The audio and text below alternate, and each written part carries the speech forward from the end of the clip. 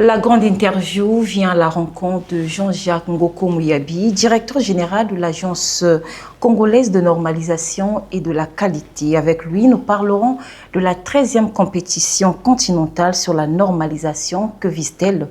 Comment faire pour y participer? Les détails, c'est tout de suite.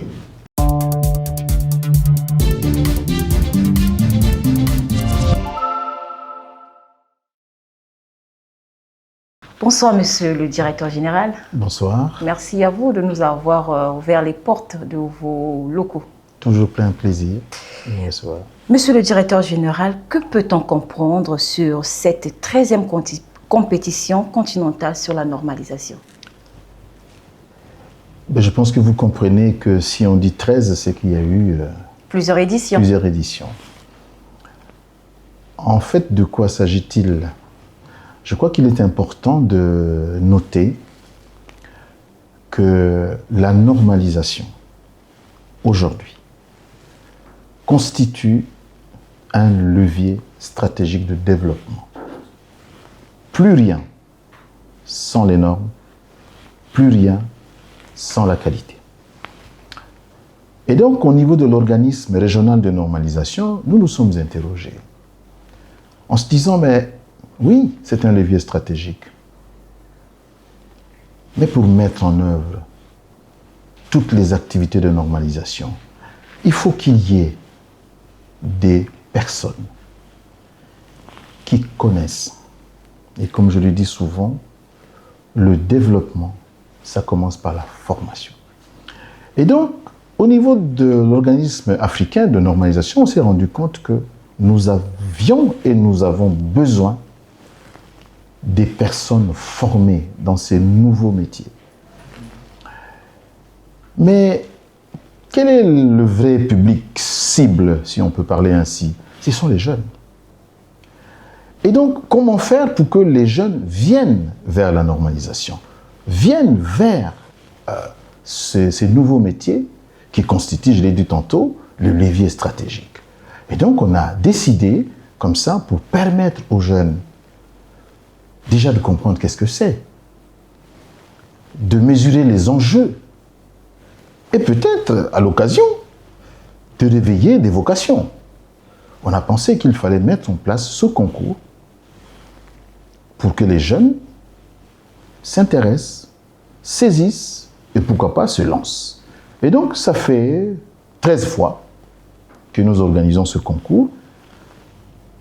Et je peux vous dire que les jeunes commencent progressivement à y intéresser et à comprendre qu'en réalité, ce n'était pas simplement un mot, au-delà d'être vraiment ce levier statut de développement, c'est un métier.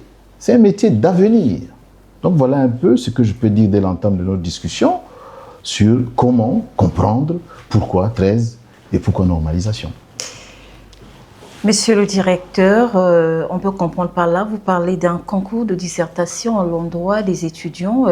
Tout à l'heure, vous avez eu à évoquer, à y soulever quelques objectifs. Est-ce que vous pouvez encore nous évoquer d'autres? Que vise ce concours ou bien cette compétition? Alors, il faut savoir que, en fait, ces différents concours visent, si vous voulez, la promotion de la culture de la normalisation. Parce qu'il s'agit d'une culture. Mais c'est aussi encourager les jeunes, que ces jeunes s'impliquent dans les activités de normalisation.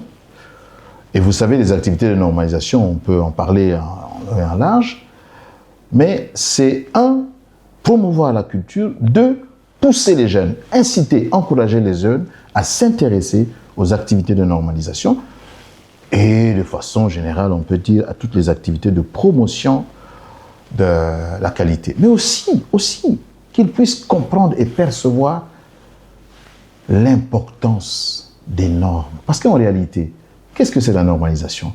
C'est un processus dont l'aboutissement est l'élaboration des normes. Mais qu'est-ce que c'est les normes? Les normes, c'est ce qu'il nous faut pour produire de façon qualitative, pour faire les choses de sorte que les produits, les services, on va même plus loin, les compétences, on va jusque-là, soient conformes aux exigences que les normes définissent. D'où l'engagement du Congo ou bien de la CONOC et ARSO aux questions de normalisation? Exactement, exactement. Je vous dis tantôt que aujourd'hui, ce sont des leviers stratégiques de développement. Plus rien sans la norme, plus rien sans la qualité. Mais pour mettre en œuvre toutes ces activités, il faut qu'il y ait des gens qui sont en capacité de le faire. Et pour être en capacité de faire ces activités, il faut être formé. Et nous, on a pensé qu'il faut faire un travail en direction des jeunes, qu'ils s'intéressent, qu'ils deviennent, même vous, des qualiticiens dans l'âme, parce que la qualité est au cœur aujourd'hui. Les technologies se valent aujourd'hui. Toutes les technologies se valent. Mais qu'est-ce qui fait la différence? La qualité. Et la qualité s'appuie sur les normes. Et les normes, il faut les élaborer. Je pourrais parler en âge des comités techniques, mais ce n'est pas l'objet. Donc, l'idée que les jeunes s'impliquent, que les jeunes comprennent les enjeux, comprennent en quoi est-ce que la norme est un levier stratégique de développement. Quels sont les critères de participation ou bien lesquels qui sont éligibles à ce concours, monsieur le directeur? Alors, ça peut paraître discriminatoire, mais vous savez, c'est un concours, il faut bien qu'il y ait des critères. En fait, ce concours est dédié aux étudiants, je crois que c'est de 3e année de licence, dans les établissements supérieurs de Brazzaville, de Pointe-Noire. En tout cas, c'est sur toute l'étendue du territoire national. Et bien sûr, on a limité l'âge, il faut être limité, façon de parler, il faut être âgé de moins de 35 ans. C'est pas trop égoïste, ça? Oh, je n'aime pas le terme égoïste, mais il faut bien qu'on ait une mesure. On a pensé qu'il fallait prendre les moins de 35 ans et de nationalité congolaise, parce que le concours se fait dans tous les États de l'Afrique, donc les États membres de l'ARSO, on est quand même à plus de 53 pays. Et bien sûr, avoir un passeport et une carte d'identité en cours de validité. Bon, voilà un peu les critères d'éligibilité pour les jeunes de moins de 35 ans. Comment se fait l'inscription et le concours aura lieu quand? Alors, les inscriptions se font de plusieurs manières. Ils peuvent venir directement ici, mais nous, dans le cas de l'organisation, nous sommes rentrés en contact avec toutes les institutions de formation supérieure pour que les inscriptions se fassent directement là-bas. Nous avons des agents de la CONOC qui sont allés sur le terrain, qui ont sensibilisé. Donc, nous avons le concours des responsables des institutions de formation supérieure et ils peuvent aussi venir directement à la CONOC pour se faire inscrire, pourvu qu'ils respectent les critères qui sont, n'est-ce pas, inscrits dans tous les documents de communication que nous avons publiés. Et je pense que c'est suffisamment public aujourd'hui pour que les gens puissent s'inscrire aisément et le concours normalement, sauf si ma mémoire me lâche, voilà, le 2 avril. Le concours se fera le 2 avril, oui. Les étudiants vont participer. Vous avez parlé des universités.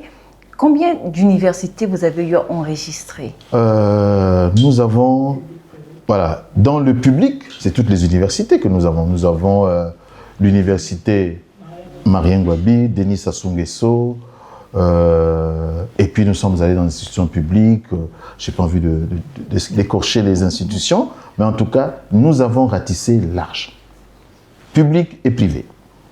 Pour cette 13e édition, le thème choisi est le rôle des normes harmonisées dans la réduction des obstacles techniques au commerce et dans la promo d'un commerce équitable et au sein du commerce intra-africain et mondial. Pourquoi le choix de ce thème? Ah, bonne question. Pourquoi ce thème? Vous êtes au courant que dans quelques années, 4 ans, la zone de libre-échange continentale africaine va commencer.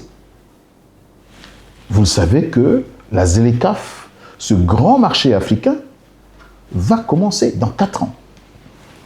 Et donc, vous le savez certainement, la norme, c'est la norme qui fait le marché. Et donc, la ZLECAf pointant 53 pays, 54 pays qui vont commercer Imaginez que chaque pays vient avec sa norme. Comment on va échanger? Le Congo a sa norme, le Tchad a sa norme, l'Égypte a sa norme. Et l'organisme africain a dit, mais on ne peut pas commercer avec des normes différentes. Je me souviens, il y a quelques années, chacun avait ses normes, c'était le chemin de fer. Vous allez dans les pays, la zone Europe, il y avait une distance des rails, donc les cieux étaient différents, et vous arrivez à l'entrée des pays de l'Est, eh bien, il fallait changer les essieux parce que ce n'était pas la même norme. Il fallait changer la norme. Sinon, et vous restez donc pendant des heures, on est obligé de soulever les rames pour changer les essieux. Mais la norme est venue régler le problème. La norme, sur le plan international, ben on définit les dimensions. Et ceux qui produisent les rames ou les essieux respectent ces dimensions. Et donc, au niveau de l'Afrique, on a fait le même exercice. Nous allons commercer entre nous. Nous allons promouvoir un commerce intra-africain. Nous allons faire le commerce entre nous. Mais si nous n'avons pas une norme commune, comment allons-nous faire? Et donc l'ARSO, grâce à l'activité très importante de l'ARSO, qui est l'organisme régional africain, nous nous sommes mis à harmoniser des normes. Aujourd'hui, nous avons plus de 2000 normes africaines harmonisées. De sorte que vous produisez au Gabon, en Égypte, en Afrique du Sud, un certain produit, vous appliquez la norme harmonisée. C'est parce que la norme sera la même que le commerce va se faire aisément. Et de façon équitable. De façon équitable, puisque c'est la même norme. Vous ne serez pas bloqué à la frontière de l'Afrique du Sud, parce que vous aurez un équipement avec une norme différente. Nous aurons la même norme, et la norme apparaît comme l'outil de facilitation du commerce intra-africain. Nous arrivons presque à la fin de notre entretien. Monsieur le directeur général, avez-vous un message à l'endroit des responsables universitaires et aux étudiants? Aux responsables des institutions, nous leur avons déjà adressé des courriers pour leur expliquer l'enjeu, l'importance. C'est de leur dire, c'est un combat commun. C'est un combat commun. Poussons justement les étudiants à participer à ce concours pour que justement, non seulement qu'ils vont comprendre, non seulement qu'on va développer une culture de normes ou de normalisation, mais ce sont des nouveaux métiers.